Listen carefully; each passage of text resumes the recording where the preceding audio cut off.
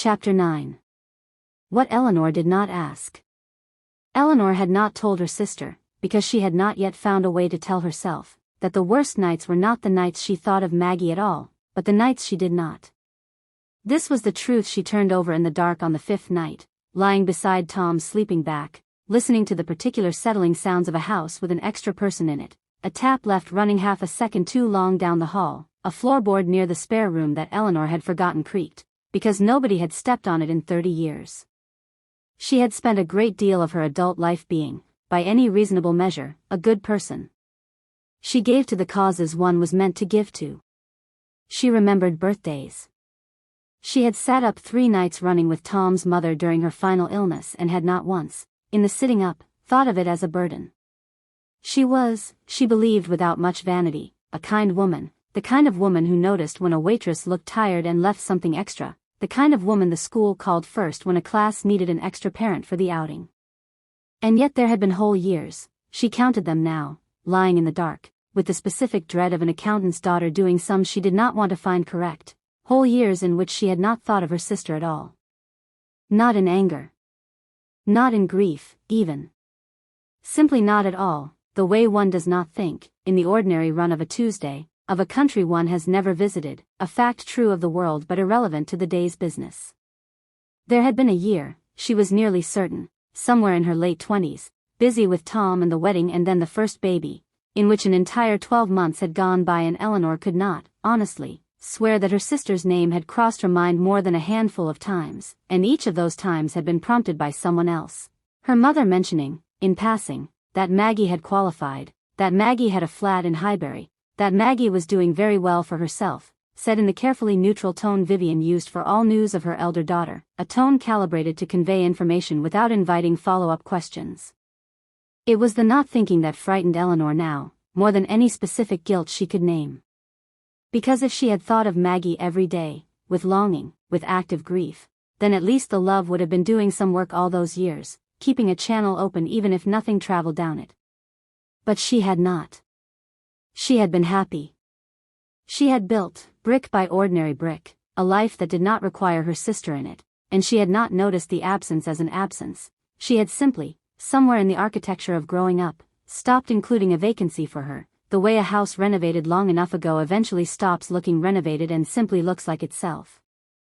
She got up, finally, unable to settle, and went downstairs in her dressing gown, and found, to her surprise, a light on in the kitchen, and Maggie at the table with a mug of tea gone cold in front of her and the tin box from their father's drawer. She must have gone back for it, alone, sometime after the rest of the house had gone to bed, open beside her, though the letters themselves, Eleanor noted, were still tied with their brittle twine. Maggie was not reading them. She was simply sitting, looking at the bundle, the way one might sit looking at a closed door one was not yet ready to open. "I didn't know you were down here," Eleanor said. "I couldn't sleep. I came down for tea and then I went back up for the tin, and then I sat here for the better part of an hour not opening it." Maggie looked up, and in the low kitchen light her face had a quality Eleanor had not seen on it yet, something unguarded that the daylight conversations, careful as they had been, had not quite permitted. How it was probably easier on everyone not to disrupt things, and I accepted that, Maggie. For 20 years I accepted an answer I now understand was nonsense, because accepting it cost me nothing and asking harder might have cost me a comfortable evening. "Thank you for telling me that. You're not going to shout at me? Would shouting at you make it less true?"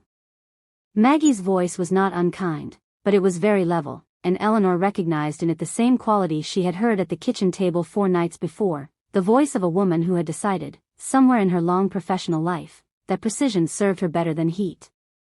"I think I've spent 30 years imagining a version of this conversation where you fought for me and lost, Nell, because that version let me be angry at Mum and Dad and feel something almost like tenderness toward you, the little sister who tried and failed.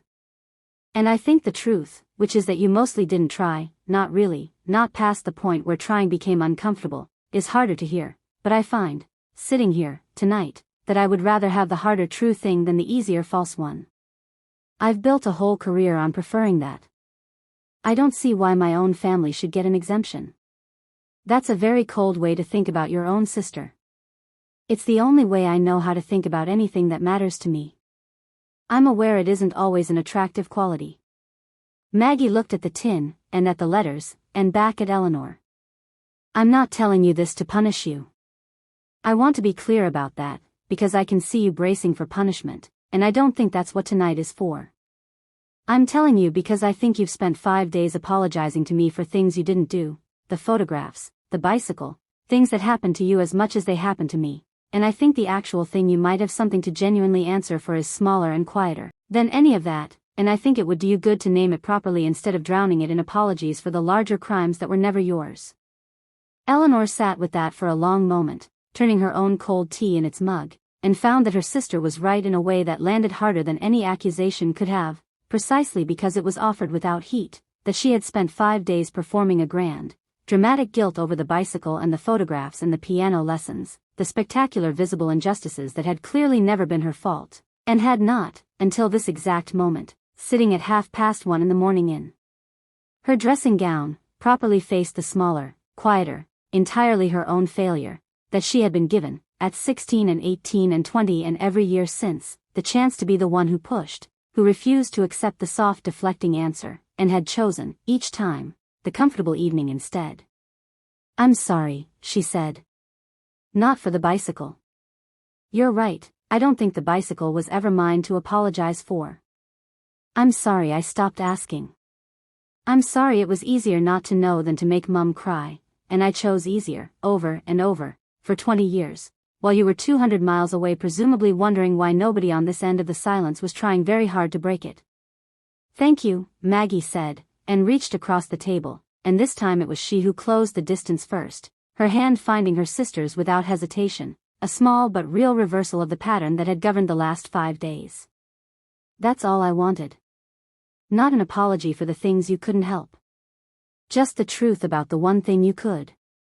They sat together a while longer, the tin box closed between them, the letters still unread, and somewhere above them the house settled again into its old, patient silence, the silence of a building that had kept this particular secret for 30 years and seemed, Eleanor thought, in no hurry to give it up entirely in a single night. Chapter 10. The Hardest Sums. 1969.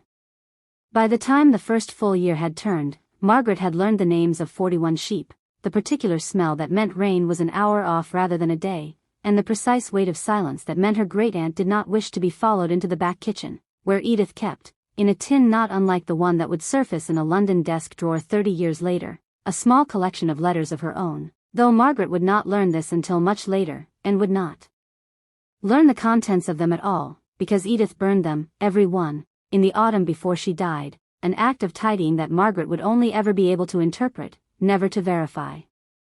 The village school was a low stone building with 2 rooms and a teacher, Miss Calloway, who had taught there 20 years and would teach there 20 more, and who took an interest in Margaret from her first week that Margaret did not, at 8, fully understand and would only recognize as a kindness when she was old enough to recognize kindness as a category distinct from mere attention. Miss Calloway noticed, within a fortnight, that the new girl from Auntie Thorne's did her sums faster and more accurately than anyone else in either room, and rather than simply praising her for it, in the way that might have made Margaret an object of resentment among the other children, Miss Calloway gave her, quietly, after lessons, harder sums, brought specially from a textbook meant for older pupils, and said nothing about it to the rest of the class, so that Margaret's particular gift became, for the first time in her short life, not a thing that singled her out for praise or for punishment but simply a private garden she was allowed to tend in peace.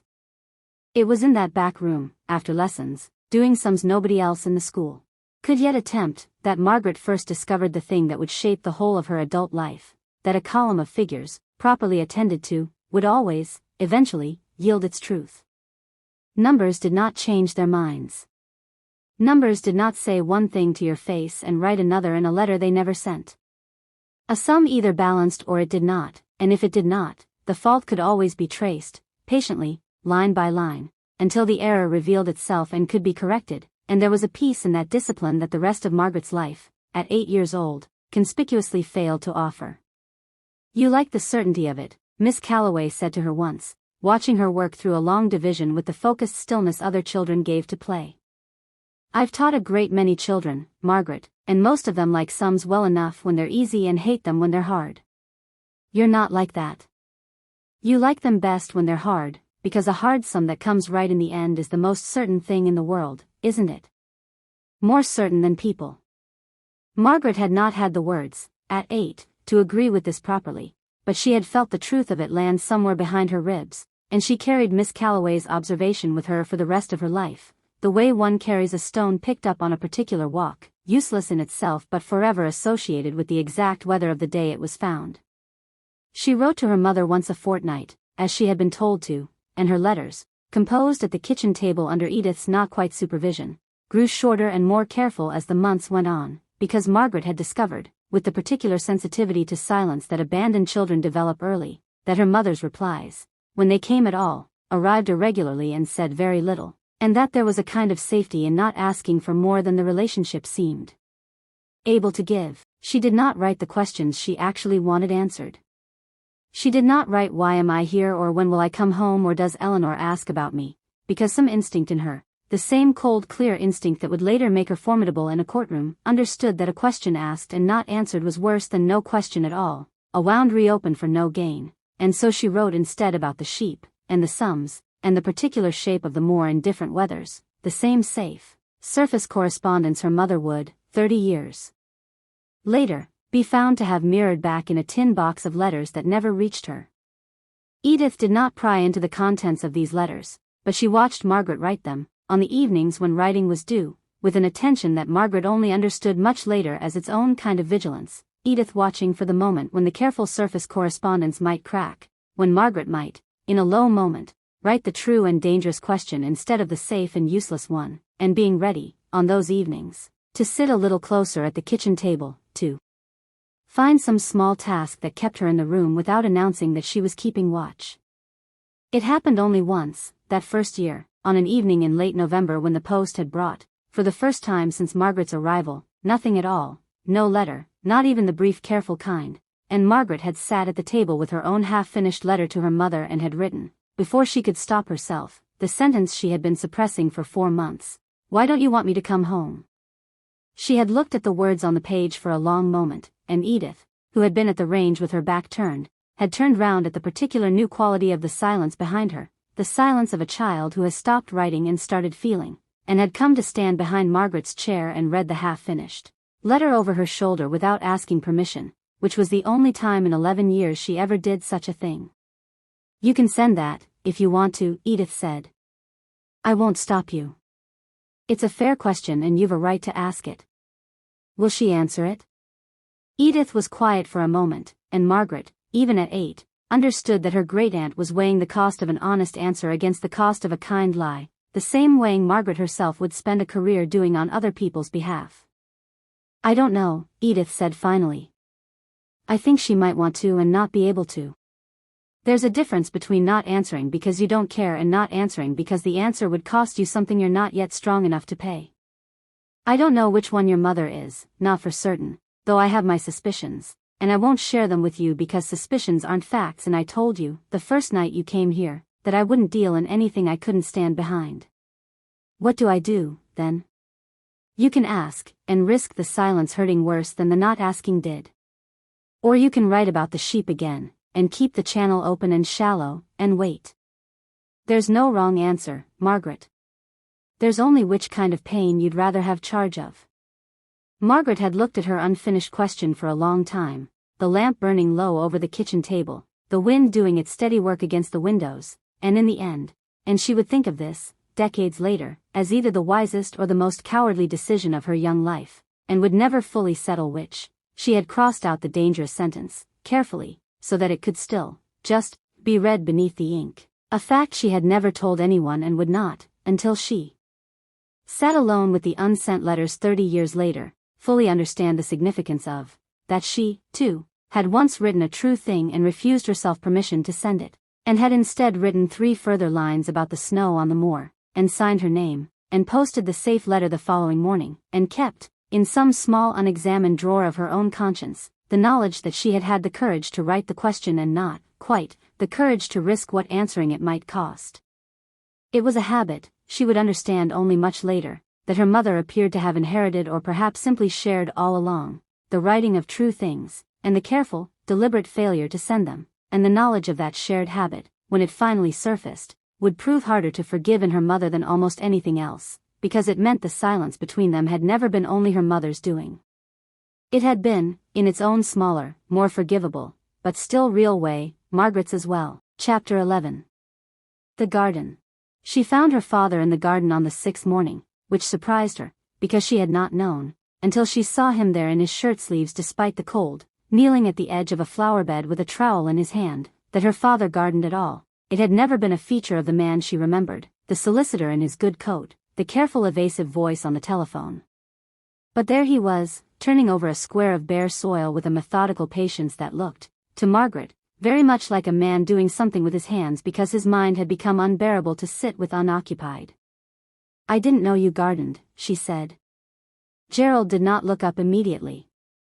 "Started after you left," he said. "Vivian's idea, originally. She thought I needed something to do with my evenings that wasn't simply sitting in the study, and she was right, though I don't think either of us said so at the time." He sat back on his heels and looked up at her, and in the gray morning light his face had none of the brittle performed cheerfulness she remembered from the hospital corridor. It looked, instead, simply old, and tired, and resigned to whatever was coming. "You stopped, the other day. At the hospital. You were going to tell me the rest, and Mum made that sound, and we never finished." "I remember. I'd like to finish it now. If you're able." Gerald set down the trowel with great care, as though the precision of the gesture might steady something in him that the conversation itself threatened to unsteady, and got to his feet slowly, brushing soil from his knees, and looked at his daughter for a long moment with an expression Margaret could not entirely read, not quite fear, not quite relief, something closer to the particular exhaustion of a man who has been carrying a weight so long that the prospect of finally setting it down feels, despite 30 years of dreading exactly this moment, almost like mercy. "Mrs. Pruitt's idea," he said, "was that grief left unmanaged in a house could attach itself to the next child born. That's what I told you. What I didn't finish telling you is what she thought ought to be done about it, and your mother, God forgive me, Margaret, God forgive both of us, your mother believed her, and I did not stop it, and the reason I did not stop it is the part one have spent 30 years deciding I would never say aloud to anyone, least of all to you. Tell me anyway." Mrs. Pruitt said the child carrying the grief had to be kept apart from the next child born healthy, for a period. She was vague about how long, which I understand now, though I didn't see it then, was probably the whole point, the vagueness, because a vague prescription can never be definitively fulfilled and therefore never definitively ended, kept apart, so that whatever had attached itself to the grieving mother's elder daughter would not pass to the younger one. She called it a kind of inheritance. Not of property. Of misfortune. She said some households carry a thread of bad luck the way some carry a thread of red hair, and that the thread runs through whichever child stands nearest the loss when it happens, and that you, his voice caught, briefly, the first crack Margaret had heard in it since she arrived, that you, having been conceived so soon after we lost the boy, only 11 months after, were standing nearest of anyone, nearer even than your mother herself in some sense Mrs. Pruitt never fully explained. And I never fully understood, and that Eleanor, born safe and easy 2 years later, after some interval of separation, would carry none of it, provided the separation was maintained. Margaret stood very still in the cold garden, the bare flower bed between them, and felt something in her chest that she could not immediately classify, not the cold clean fury she had expected to feel, hearing this at last, but something stranger and more disorienting, a kind of vertiginous disbelief that adhered not to the cruelty of it, which she had already, in some sense, braced for, but to the sheer smallness of the reasoning, the fact that an entire childhood, her entire childhood, had been rearranged on the word of a vicar's wife who had, by her father's own account, collected superstitions the way some people collect a certain kind of furniture. "You believe this," she said. "You're a solicitor, Dad. You spent your whole career establishing facts from evidence. You're telling me you let a woman who collected folk superstitions convince you to send your 7-year-old daughter to live 200 miles away because of some idea about inherited bad luck that wouldn't have survived 5 minutes of cross-examination in any court in the country." "I didn't believe it," Gerald said, and there was something almost desperate in the way he said it, a man reaching for the one distinction that might still matter after 30 years. "I want you to hear that clearly, Margaret, because it's the truest thing I can tell you and it doesn't make me look any better, but it's true. I didn't believe a word of it. I thought it was nonsense the first time I heard it, and I think I went on thinking it was nonsense every single day for 30 years. But your mother believed it, or needed to believe it, which amounted to the same thing in practice, and I had watched that woman come apart after we lost the boy in a way I did not know how to mend, and when Mrs. Pruitt's idea gave her something to do, an action, instead of simply enduring, I watched the unbearable thing in her face ease, for the first time in 2 years, and I made a choice. I chose my wife's sanity, as I understood it then, over what I privately believed to be a piece of foolish cruelty toward my elder daughter, and I have had 30 years to decide whether that was the unforgivable thing I did, choosing her over you, or whether the unforgivable thing was simply not having the courage to fight her on it, to insist there must be some other way to manage her grief that didn't require sacrificing a child to it, and I have never, in 30 years, been able to settle which failure was the larger one. I suspect, now, hearing myself say it aloud for the first time, that it scarcely matters which. They were both mine. I own both of them. The cold had got into Margaret's hands, standing still so long in the garden, and she found she did not, in that moment, know what to do with them, and so she pushed them into her coat pockets and looked at her father, really looked, the way she had been learning to look at her sister, past the performance, past the careful solicitor's evasions, at the actual frightened, guilty man underneath, a man who had just handed her, after 30 years, the precise shape of his own cowardice and asked for nothing in return, not forgiveness, not even understanding, simply the chance to finally say it. Did you ever tell her she was wrong? Margaret asked. Not at the time. Ever. In 30 years.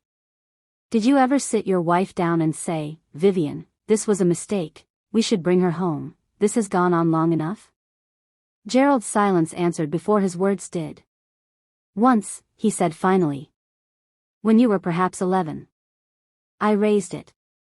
I said the separation had surely done whatever it was meant to do, if it had ever been going to do anything at all, and that it was time to bring you home properly, not just for holidays, properly, and your mother. He stopped, and Margaret watched him decide, visibly, to finish the sentence rather than soften it. Your mother said she couldn't. Not wouldn't. Was something more like the sensation of finally balancing a column of figures that had refused, for 30 years, to add up, not joy, not even peace, but the clean, hard satisfaction of a thing finally accounted for, known, named, no longer permitted to hide in the comfortable fog of half-explanation.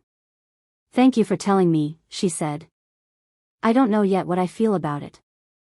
I think it will take me longer than this morning to know. But I would rather have it, all of it, exactly as ugly and as small as it actually was, than go on carrying the version I'd built in its place. I'd built you both into monsters, Dad, somewhere over the years, because monsters are easier to be angry at than frightened, grieving people who made a cowardly choice and then spent 3 decades too ashamed to unmake it. I think I owe you the truth of that, at least, even today. I don't think you're a monster.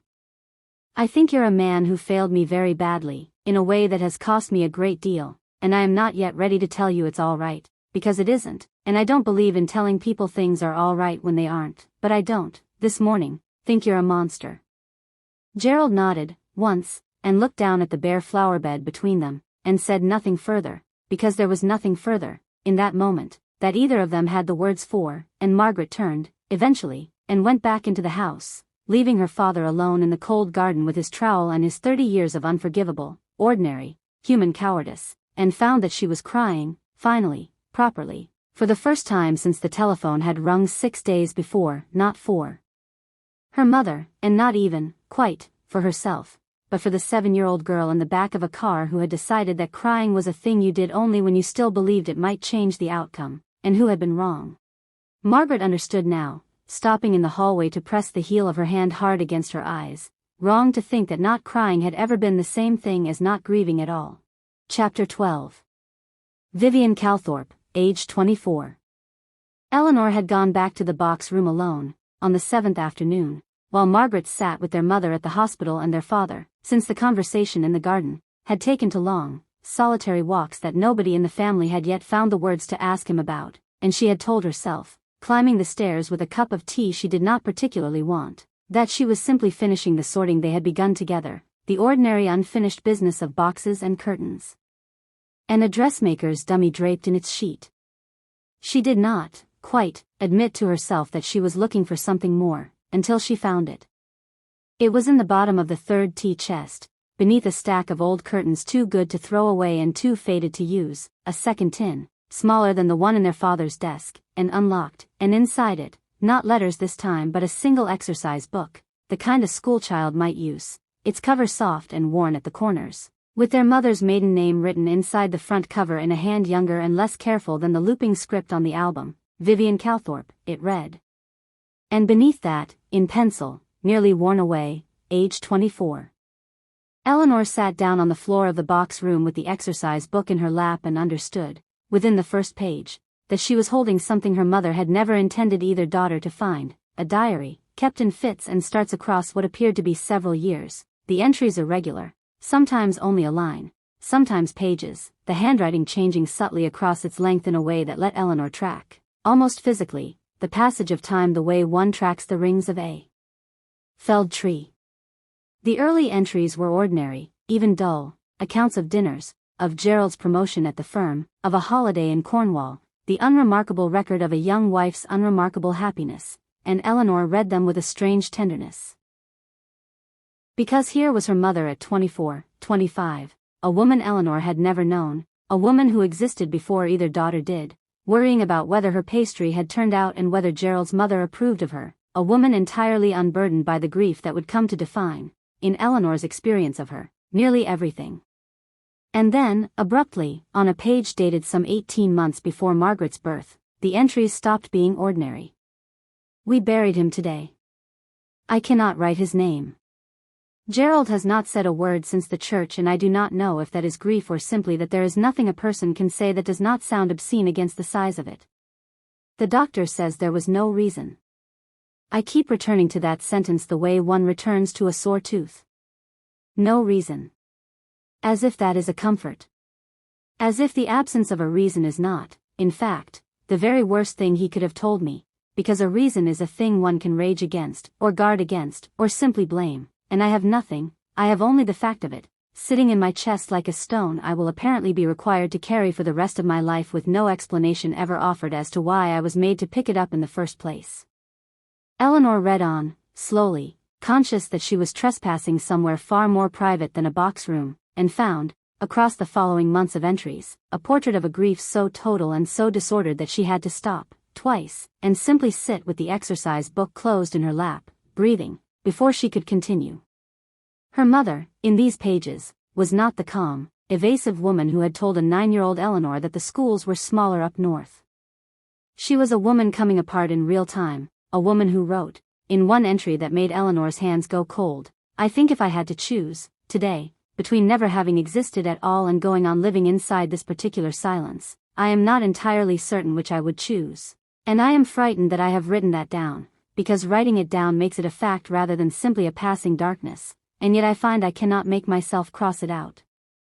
Mrs. Pruitt's name first appeared some 4 months after the burial, introduced without ceremony. Mrs. P. called again today, sat with me an hour. She has a way of talking about it that makes the not understanding feel less like an absence and more like a door I simply haven't found the key to yet, and Eleanor read on with a dawning, sick recognition, watching her mother's grief, entry by entry, week by week, being slowly, patiently reshaped by another woman's certainty into something that could, eventually, be acted upon. She is the only one who doesn't tell me to simply give it time, Vivian had written, perhaps 6 months after the first mention of Mrs. Pruitt. Everyone else says time, as though time is a kindness rather than simply an absence of anything actually being done. Mrs. P. says there are reasons these things happen, old reasons, reasons the doctors don't have language for because their language only extends to the body, and this was never only about the body. I don't know if I believe her, not entirely, not with the part of me that was raised to find such things foolish.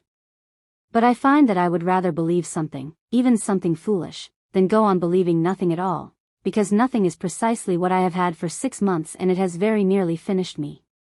The entry that made Eleanor finally close the book, unable to continue for the rest of that afternoon, was dated some 3 weeks before Margaret's birth, and read, in its entirety, I am afraid of this child before she is even born, and I do not know how to say that to anyone, least of all to Gerald, who would think me mad, and perhaps I am, but I cannot stop the thought, once it arrives, That this baby is coming too soon after the other.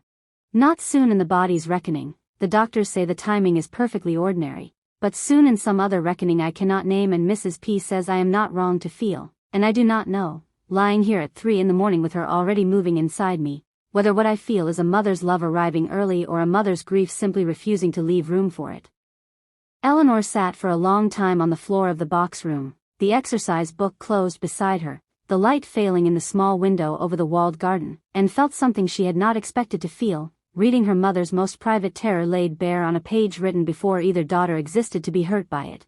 Not absolution, exactly, because what had been done to Margaret remained, in every way that mattered, indefensible, but something adjacent to it, a recognition that the woman who had done this terrible thing had not done it from cruelty, or even, quite, from the foolishness Margaret had named in the garden that morning, but from a terror so total that it had arrived, by Vivian's own unwitting written admission, before her elder daughter had even drawn breath, a fear that had been waiting, fully formed, for a child to attach itself to, and had found Margaret simply because Margaret had been the one who happened to be born next.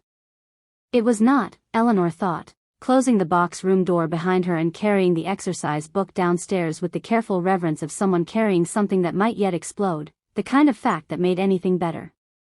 But it was, she suspected, the kind of fact her sister needed, badly, to have, not to forgive their mother, necessarily, but to understand, with the same forensic precision Margaret brought to everything else, the actual mechanism of the thing that had broken their family, rather than the comfortable monster either of them might otherwise have gone on constructing in its place. She found Margaret in the kitchen when she came down, just back from the hospital, still in her coat, and Eleanor set the exercise book on the table between them without a word, and watched her sister's face change as she read the cover, Vivian Calthorpe, age 24, and understood, watching her, that there would be no good way to soften what was inside it, and that the kindest thing she could do, now, was simply let her sister read it herself, in her own time, the way Margaret had asked to read the unsent letters in her own time, 6 days before.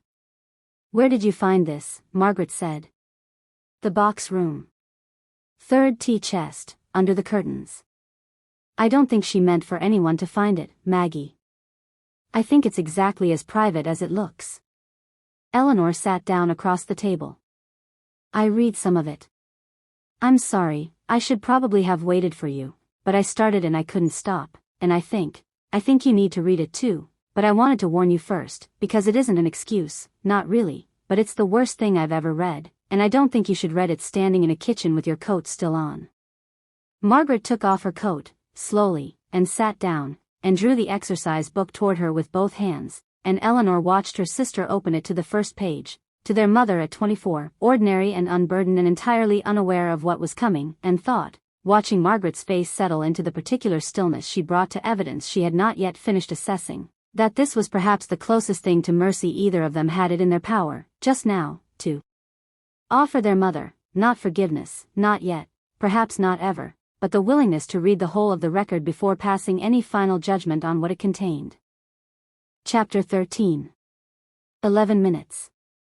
1965. Vivian Ashworth had been 23 years married. No, that was wrong, she corrected herself even in the privacy of her own thoughts. Even now, 2 years married, 23 years old, the arithmetic of grief apparently sufficient to scramble even the most basic facts of her own life. When she went into labor 3 weeks early on a Sunday in February, with snow coming down outside the nursing home windows in the slow, directionless way it does when the wind has no opinion about where it ought to fall. She had known, in the way that mothers are sometimes said to know, though Vivian had always considered this a sentimental fiction until the morning she found herself in possession of the knowledge directly, that something was wrong before the doctors said a word. It was not a dramatic certainty. It was simply an absence, a stillness where there should have been the ordinary nighttime restlessness she had grown used to over the preceding weeks, a quiet that went on too long and then longer, and she had lain in the dark beside Gerald, who slept on, unknowing, and had pressed her own hands flat against herself and waited for a movement that did not come, and had understood, in the particular cold clarity that arrives sometimes ahead of any confirming evidence, that she already knew what the doctors would eventually, gently, with their careful trained voices, take some hours to tell her. The labor itself she would never fully describe to anyone, not to Gerald, not to the vicar's wife who would later sit with her so patiently, not, decades on, to either of her surviving daughters, because there was no version of the description that did not feel, to Vivian, like a further violence committed against an already violated thing, the asking of a grieving woman to relive, in words, what her body had already been made to do once.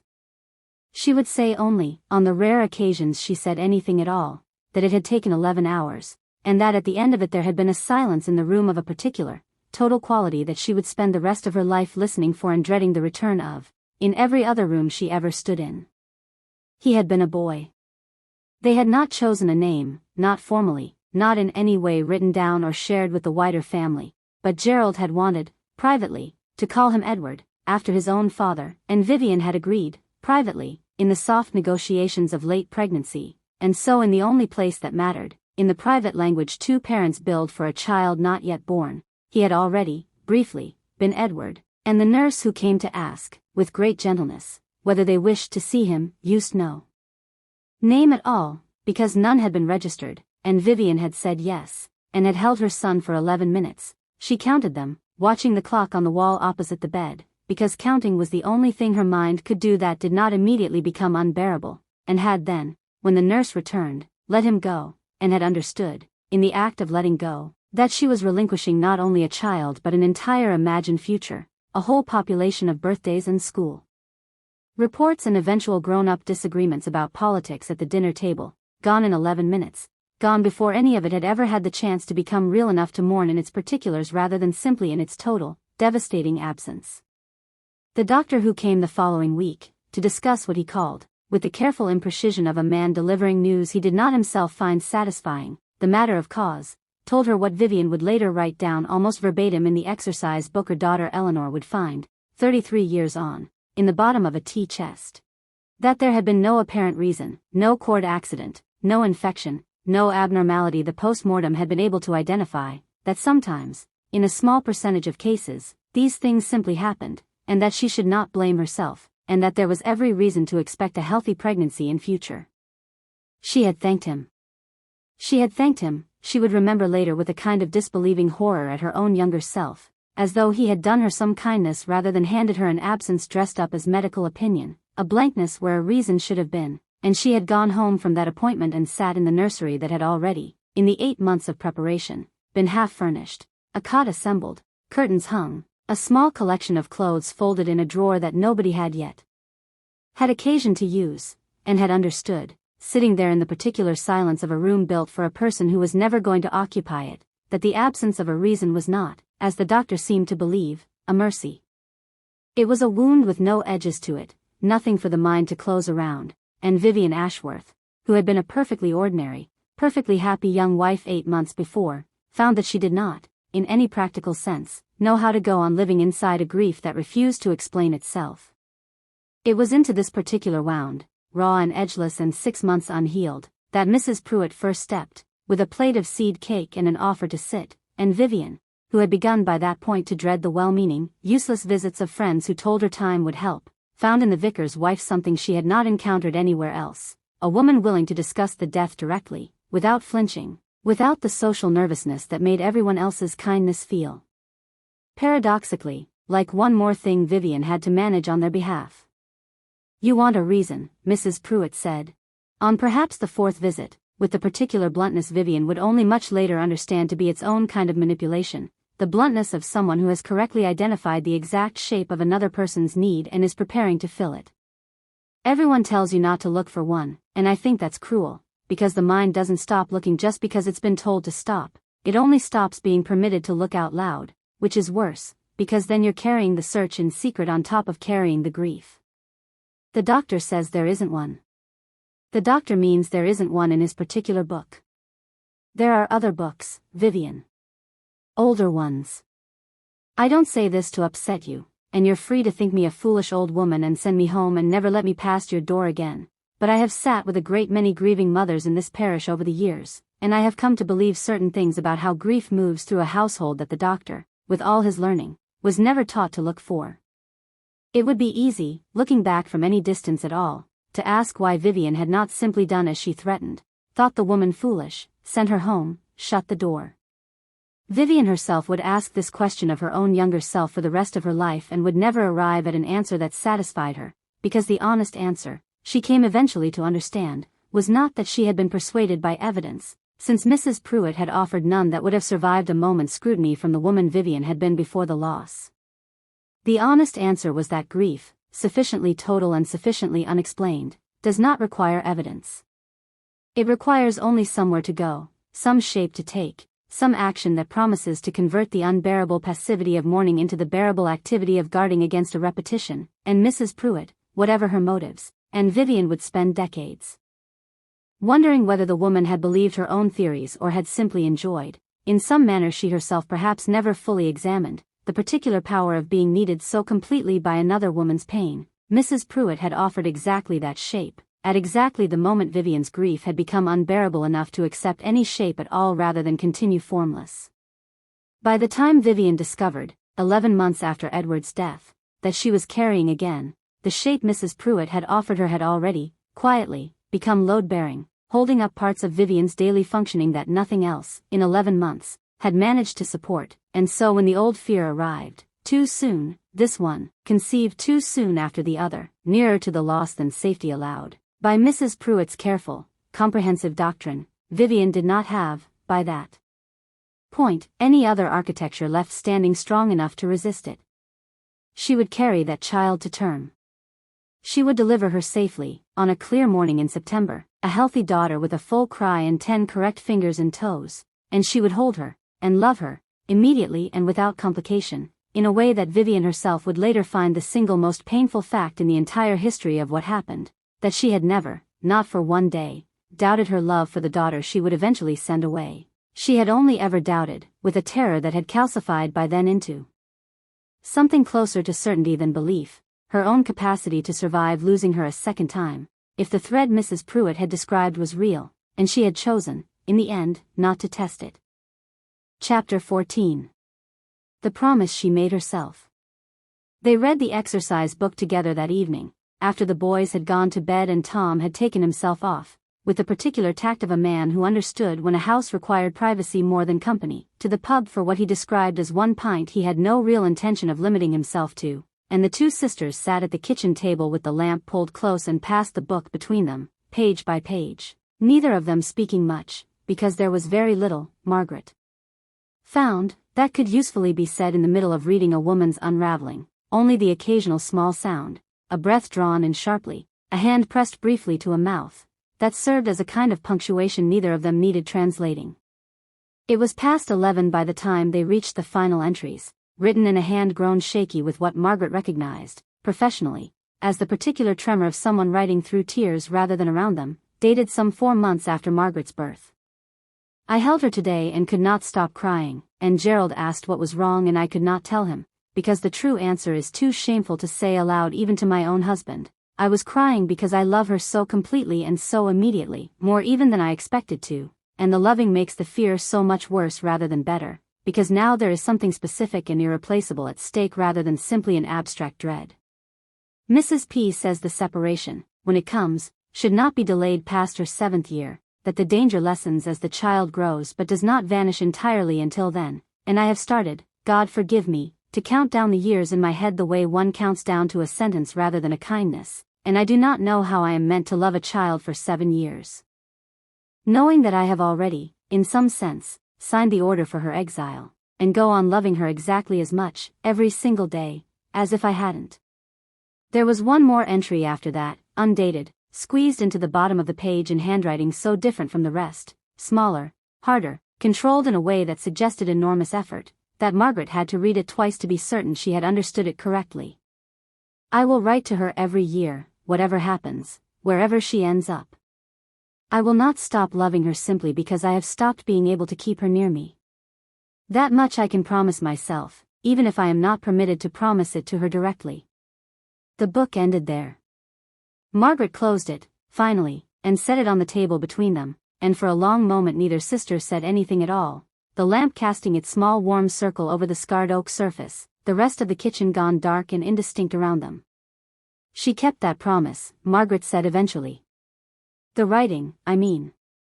Not the sending. But she kept the writing part, for, how many years, do you think, before she stopped? I don't know. We'd have to count the letters properly. But Maggie, Eleanor reached out and touched the cover of the exercise book, very lightly, as though it might still, after 30 years, give off some residual heat. I keep thinking about that line. I have already signed the order for her exile. She knew. Even then, even before you were sent away, she already knew exactly what she was agreeing to, in words that plain, and she went on doing it anyway, for 7 years, loving you every day while planning to lose you on purpose. Yes. How do you feel about that? Margaret considered the question with the same deliberate care she had given, 6 nights before, to her sister's question about whether she'd ever tried to bring her home, turning it over rather than answering immediately, because she had learned, over the course of this long terrible week, that her own first answer to any question about her mother was rarely the one that survived more than a few minutes' honest scrutiny. I think, she said slowly, that I expected reading this to make me angrier, and instead it's made me angrier and sadder at the same time, in a way I wasn't prepared for. I keep wanting to be simply furious with her, and some part of me is, Nell, I won't pretend that part has gone anywhere, but I keep reading was crying today and held her today and signed the order for her exile, and I cannot make those sentences belong to a villain. They belong to a woman who was, by her own account, completely undone by something nobody around her had the tools to fix, and who made, out of that undoing, the single worst decision of her life, and who seems to have known, even as she made it, exactly how bad a decision it was, and made it anyway, because the alternative, defying Mrs. Pruitt, trusting that the fear was simply fear and not prophecy, felt to her, at the time, like a risk she could not survive taking. Does knowing that change anything? For you, I mean. Practically. I don't know yet. Margaret looked at the exercise book, closed now, ordinary looking, the kind of thing a child might use for spelling practice, containing inside it the entire architecture of why her life had gone the way it had gone. I think it changes what I want, when I finally talk to her properly, if I ever get the chance, if the speech comes back, if there's time. I think I came into this week wanting an explanation that would let me hate her cleanly, without complication, and what I've actually found is a woman who hated what she was doing nearly as much as I hated having it done to me, and who did it anyway, and I don't yet know what to do with a villain who agrees with the prosecution. Eleanor laughed, unexpectedly, a small startled sound that broke some of the heaviness sitting over the table, and Margaret found herself, despite everything, almost smiling. That's a very lawyerly way to put it, Eleanor said. I'm an accountant, not a lawyer. You sound like one anyway. You've sounded like one all week, actually.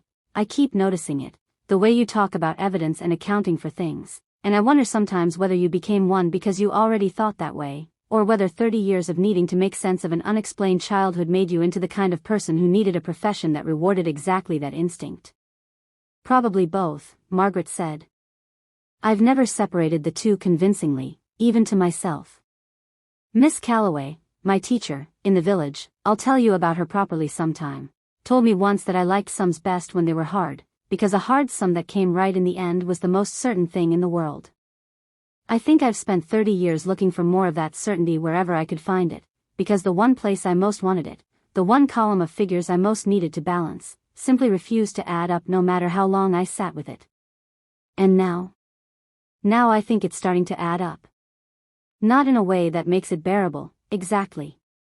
But in a way that at least makes sense, which I find I needed almost as badly as I needed it to be bearable, possibly more. Margaret looked at her sister across the lamplit table, at the exercise book between them, at the particular quality of intimacy that had grown up between them, slowly and against all of Margaret's old instincts, over the course of one terrible, illuminating week. Thank you for finding this. I know it cost you something, reading it before I did, sitting with it alone in the box room. I want you to know I noticed that, and I'm grateful for it. I didn't do it to be thanked. I know. That's rather why I'm thanking you. Margaret reached across the table and laid her hand flat over the exercise book's worn cover, over their mother's 24-year-old handwriting, over the whole buried architecture of the woman who had loved her, and feared her, and signed the order for her exile, and had never, in 30 years, found her own way to take that order back. We should go to bed. There'll be more tomorrow. There always seems to be more, this week. There's the letters still, Eleanor said. The ones in Dad's drawer. You haven't read those yet. No, Margaret agreed, standing, gathering the exercise book carefully, the way one gathers something that has already, once, been nearly lost. Not yet. But soon, I think. I don't believe I'm frightened of them in quite the way I was a week ago. I think I'm starting to understand what I'll find, even before I read it, and I find that understanding makes the prospect easier to face, rather than harder, which is not at all what I expected when this week began. They climbed the stairs together, turning off lights as they went, the house settling into its old patient darkness around them, and Margaret lay awake a while in the spare room, the exercise book on the nightstand beside her, thinking not of her mother's grief, for once, but of a small flat stone with a vein of quartz through it, sitting in a desk drawer in Highbury, and a promise made in the dark to a 4-year-old who could not have known, reaching across the gap between 2 beds for her sister's hand, how very long it would take, or how very much would have to be excavated first, before that particular promise finally found its way to being kept. Chapter 15. The Vicarage Sitting Room. 1966. The vicarage sitting room smelled, Vivian had always thought, of beeswax and old paper, a smell she associated so completely with Mrs. Pruitt that she had once, years later, walked into a second-hand bookshop in Leeds and been struck so forcibly by the resemblance that she had had to leave without buying anything, the memory arriving too fast and too whole to be borne in public. She had gone there, on a wet Thursday in March, 8 months pregnant with her second daughter, ostensibly to discuss the church flower rhoda, a fiction both women maintained with the elaborate, faintly absurd courtesy of 2 people who both know precisely why they are really meeting and have agreed, by unspoken consent, to preserve the social form anyway. Mrs. Pruitt had poured tea, and asked after Gerald, and commented on the rain, and it was only once the cups were filled and the social architecture properly assembled that she had said, in the same mild tone she had used for the rain, "And how is your peace of mind, my dear, as the time draws nearer?" "I'm frightened," Vivian had said, because by then, 18 months into Mrs. Pruitt's careful, patient cultivation of her grief, Vivian had stopped pretending to herself or to anyone else that she was not. Of the birth itself, or of the after? Both. Neither. I don't know how to separate them anymore. Vivian had set down her cup, her hands not quite steady. I dream about it. The thread, I mean, the thing you've described. I dream that I can see it, actually see it, a sort of grey cord running from Edward's grave to wherever this child is, and I wake up and I don't know whether I dreamed it because I believe you or whether I believe you because I dreamed it, and the not knowing which way round it goes frightens me almost as much as the thing itself. Mrs. Pruitt had been quiet for a moment, and Vivian, looking back on this conversation many years later, in the privacy of an exercise book she would never let anyone read, would identify this particular silence as the moment she ought to have noticed something, some calculation behind the older woman's stillness, some weighing of how far the idea could now be safely extended, but at the time she had read the silence only as gravity, as a woman taking her fear with the seriousness it deserved. Because that, after all, was the entire transaction between them, Mrs. Pruitt offering gravity where the rest of the world offered only the brisk, hollow comfort of time will help. I think, Mrs. Pruitt said eventually, that dreams of that kind are not to be dismissed, but neither are they to be taken as instructions in themselves. They are the mind's way of telling you that it already knows something the rest of you hasn't yet agreed to act on. The question is not whether the dream is true in its particulars, a grey cord, a grave, that's simply the shape your mind has found to hold a fear too large to hold in plain words. The question is whether you are prepared to do what is necessary to protect this child from a danger you already, in your heart, believe is real. What would be necessary? It was the question, Vivian understood even as she asked it, that had been waiting at the end of 18 months of careful conversation, the question Mrs. Pruitt had been patiently steering her toward without ever once appearing to steer, and she would spend decades afterward turning over the particular skill of that patience, the way a woman with no children of her own, Mrs. Pruitt had never borne a child, a fact Vivian had always known and had never, until much later, properly considered the implications of, had built, across a year and a half of seed cake and sympathy, an entire architecture of consequence in another woman's mind, brick by careful brick, until the final brick seemed not like an imposition from outside but like a conclusion Vivian had reached entirely on her own. Distance, Mrs. Pruitt said. Not forever. I want to be plain about that, my dear, because I think you may already be imagining something more permanent and more frightening than what I actually mean. A period of separation, while the new child is young and most vulnerable, and while the elder child's own attachment to the household, to the grief that still lives in it, whether anyone speaks of it or not, has the chance to loosen on its own. 7 years, I should think, would be ample. Perhaps less. The thread weakens as both children grow, and by the time the elder is well into her own childhood and the younger past her most vulnerable years, the danger, I believe, will have largely passed. 7 years. Vivian had said the number aloud, testing its weight, and had found, even as she said it, that some part of her was already beginning the work of accommodation, the work of making an impossible thing imaginable by translating it into units small enough to be borne one at a time. Where would she go? You have family. The aunt in Yorkshire, Edith, is it?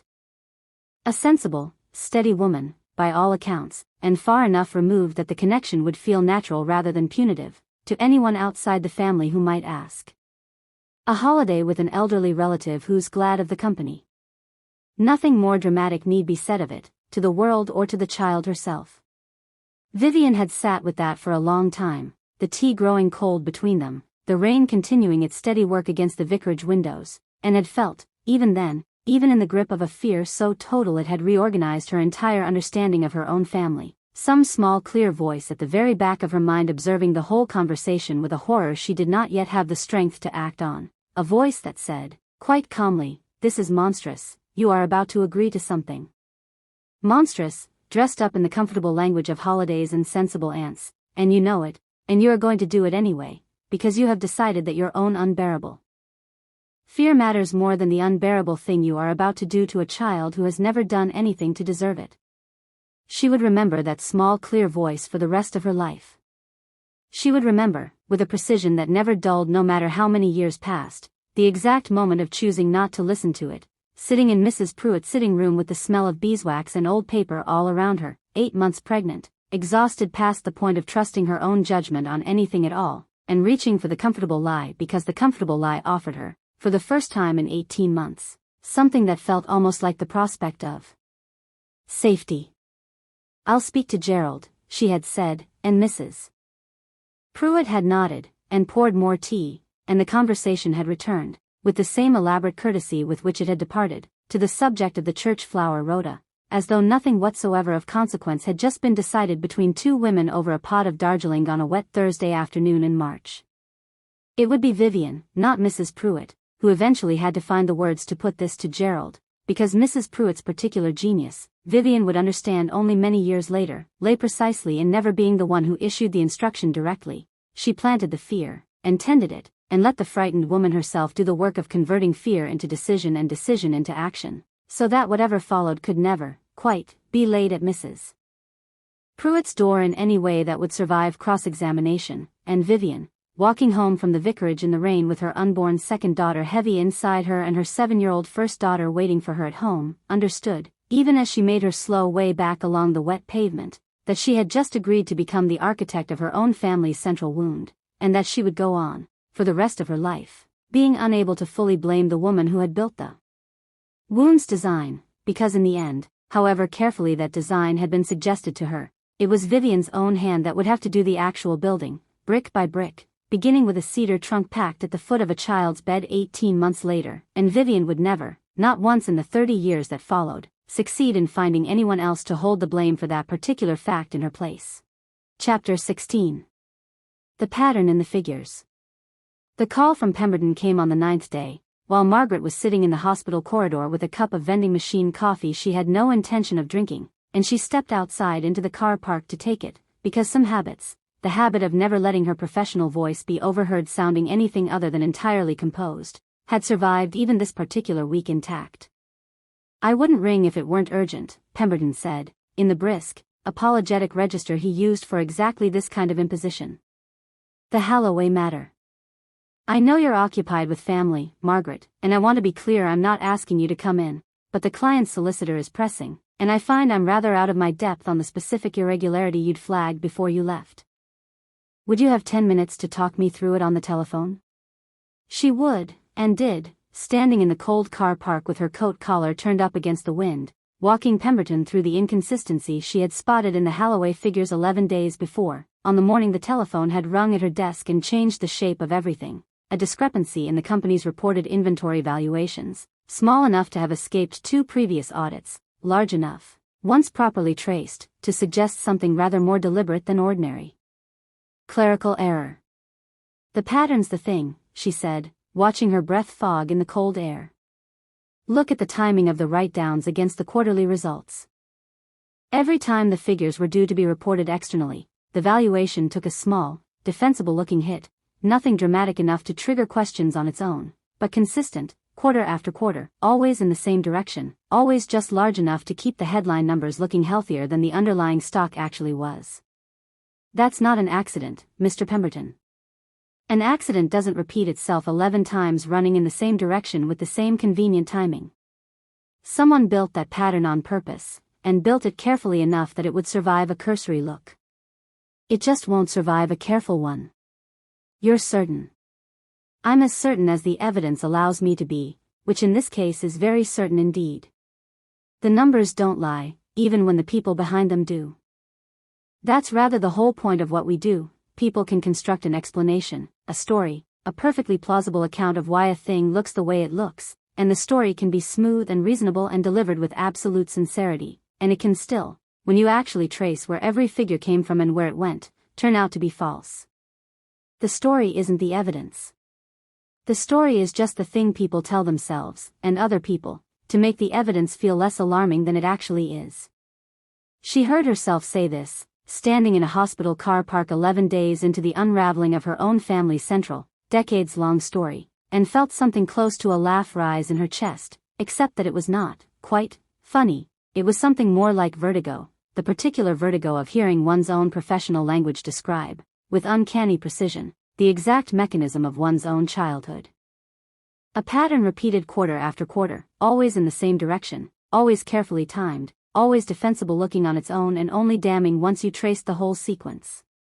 A comfortable story, the schools are smaller up north, it's a kindness, you're doing a kindness, that had survived 30 years precisely because nobody in the family had ever sat down and traced the whole sequence properly, had simply accepted, quarter after quarter, year after year, the small defensible-looking explanation offered at each individual point, never adding the points together into the pattern they actually formed.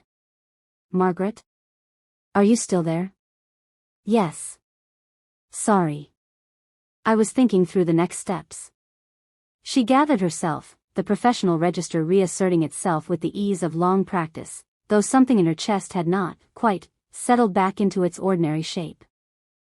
I'd recommend you request the underlying stock records directly from the warehouse, not the figures the finance director has already aggregated. Go to the primary source. That's always the test, in the end. Does the story match the primary evidence, or only the version of the evidence somebody's had the chance to smooth over first? She gave Pemberton the rest of what he needed, and rang off, and stood a while longer in the cold car park, not yet ready to go back inside, turning over the thought that had arrived with such force during the call and refused, now, to be put down again, that she had spent 12 years building a career on the precise discipline of refusing to accept a smooth story over a traced sequence of primary evidence, and had, for 30 of her 37 years, accepted exactly that kind of smooth story about her own life without once applying to it the rigor she applied, every working day, to other people's frauds. It was not, she understood, a failure of intelligence. It was something closer to what she had read in her mother's exercise book 3 nights before, the particular, specific blindness that grief and fear induce in even the most capable mind, a blindness Margaret had spent 30 years assuming only applied to other people, to her mother specifically, to anyone less disciplined than herself, and which she now had to admit, standing in the cold with her coffee going cold beside her on the car park wall, had operated just as completely in her own mind as in her mother's. She had not traced the sequence. She had accepted, at 7, and at 17, and at 27, the small defensible-looking explanation offered at each stage. Auntie Edith is lonely, the schools are smaller, it's easier on everyone not to disrupt things, and had built around each individual explanation a wall thick enough that she had never had to sit, in any sustained way, with the larger pattern they together composed, until a telephone rang on a Tuesday morning and made the avoiding, finally, impossible. She went back inside, eventually, and found Eleanor in the corridor, and told her, briefly, about the Holloway call, expecting her sister to find it a strange thing to discuss in the middle of everything else, and was surprised when Eleanor's face, instead, went thoughtful in a way that suggested she had followed the parallel without needing it explained. "You're saying we did the same thing," Eleanor said. "Accepted the small story each time instead of adding them up." "I'm saying I did. I can't speak for you, you were closer to it, you might have had less choice in the matter than I did." Margaret sat down beside her sister on the familiar plastic chairs, the hospital corridor's particular institutional quiet settling around them. "But yes. I think that's exactly what I'm saying. I've spent my whole career teaching other people's lawyers how to spot a pattern dressed up as a series of unconnected, defensible incidents, and I never once, in 30 years, turned that particular lamp on my own life, because turning it on would have meant admitting how long I'd been looking at the wall instead of what was actually behind it. Why now, then? What's different?" Margaret considered this, watching a nurse push a trolley past, the small ordinary machinery of the hospital continuing its work around them regardless of what either sister was discovering, this week, about the larger machinery of their own family. "I think," she said slowly, "it's harder to look away once somebody else is standing next to you doing the looking. I could manage 30 years of not tracing the sequence when I was doing it alone, in a flat in Highbury, with nobody watching and nobody to be honest with except myself. I don't think I could manage it now, sitting in this corridor with you, because you're tracing it too, and somehow that makes the avoiding feel less like discipline and more like simple cowardice, dressed up, the way everything in this family seems to get dressed up eventually, as something more respectable than what it actually is." Eleanor reached over and took her sister's hand, the gesture that had become, over 9 days, less a deliberate decision each time and more simply a thing their bodies now did without much negotiation, and the two of them sat together a while longer in the hospital corridor, neither speaking, both turning over the same uncomfortable, clarifying thought, that the truth, once properly traced rather than merely glimpsed in fragments, rarely arrived as a single dramatic revelation, the way courtroom dramas and Sunday newspapers like to suggest it should. It arrived, far more often, exactly the way Margaret had just described it to Pemberton down the telephone, as a pattern, built quarter by quarter, year by year, out of a great many small, individually defensible decisions that nobody had ever been quite brave enough, until now, to add together and call by their proper name. Chapter 17. 43 Letters.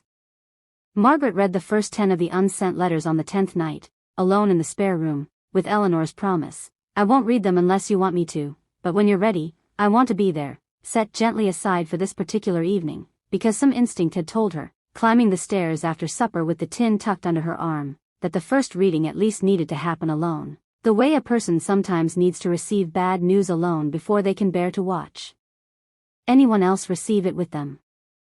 She untied the brittle twine with more steadiness than she had managed 11 days before, and arranged the letters by date across the spare room's narrow bed, 43 of them in total, spanning, she saw once they were laid out, almost exactly the 11 years she had spent at the farmhouse and then, more sparsely, the years after, tapering off, she counted, working backward, somewhere around Margaret's 23rd year, the letters growing less frequent through her university years and then stopping altogether, as though her mother had simply run out of whatever fuel had sustained the habit for 2 decades, or had decided, at some point Margaret could not yet pinpoint, that the writing itself had become its own kind of lie, a private ritual performed for nobody's benefit but the performer's own conscience. The early letters, from the farmhouse years, were the ones that undid her most completely, because they were so ordinary, so exactly the letters a mother might have sent a daughter away at school, full of small domestic news dressed in a warmth that had no audience at all to receive it. Eleanor took her first steps today, quite without warning, straight across the kitchen floor into the dresser, and I laughed before I could stop myself, and then felt wretched for laughing because you weren't here to see it and laugh with me. Your father has taken up the garden, did I tell you, though I haven't yet told you anything at all, have I? Because I haven't yet found the courage to put a stamp on any of these and I begin to wonder whether I ever will. There was a letter, dated the autumn Margaret turned 9, that stopped her for nearly 20 minutes before she could make herself continue.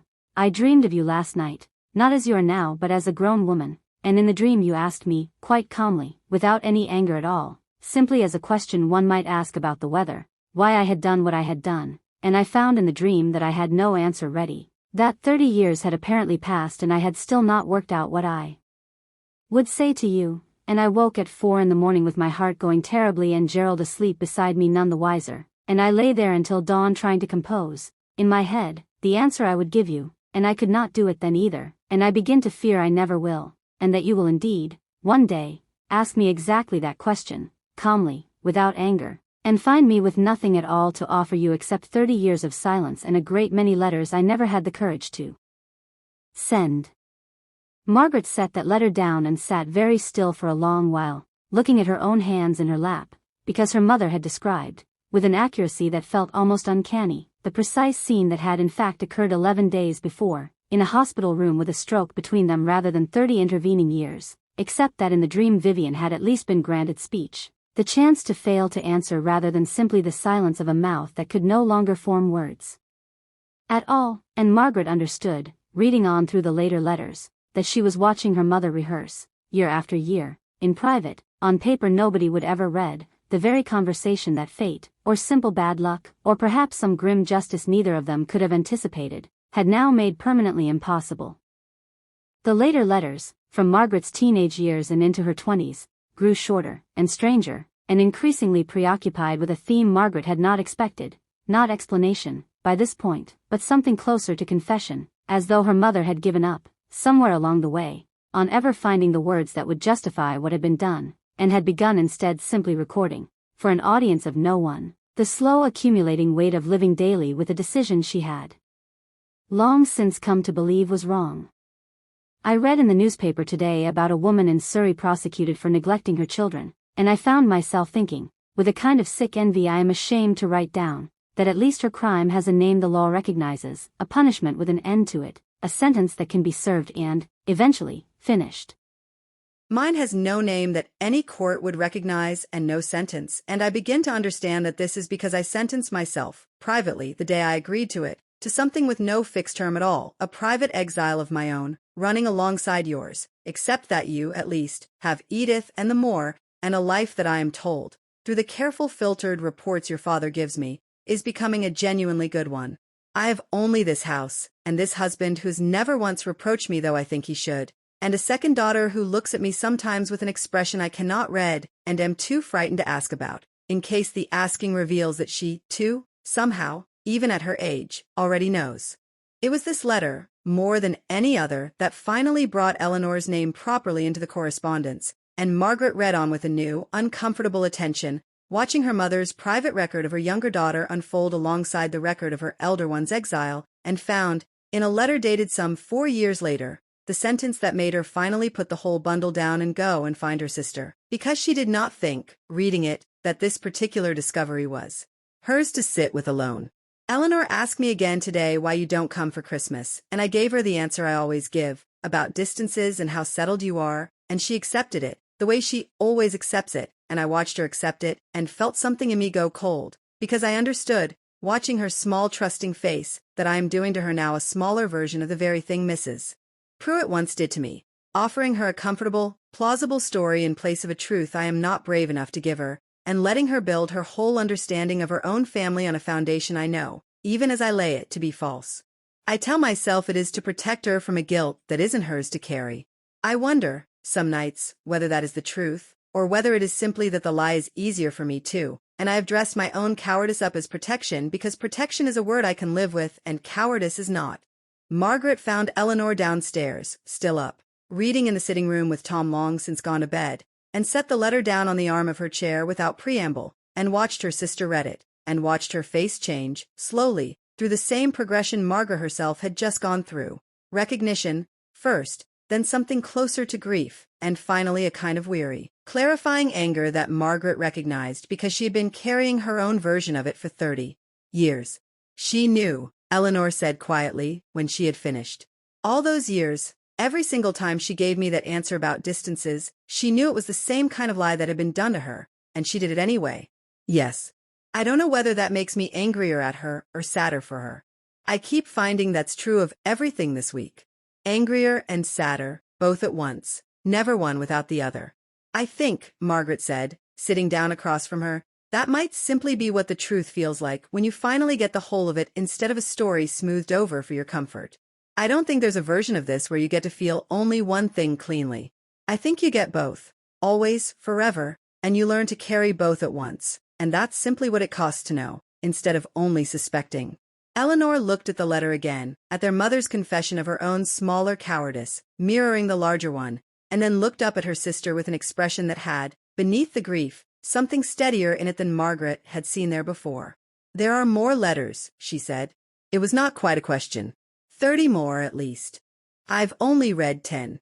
Margaret looked toward the stairs, toward the spare room where the rest of the bundle waited, spread across the narrow bed in its careful chronological order. "I think I'd like you to read the rest with me, Nell. Tonight, if you're not too tired. I don't think I want to find out what's in the rest of them without you sitting next to me when I do." Eleanor stood and reached for her sister's hand, and together they climbed the stairs to the spare room, where 30 more years of their mother's unsent confession waited to be read, in order, side by side, by the two daughters it had been written for and against in equal, inseparable measure.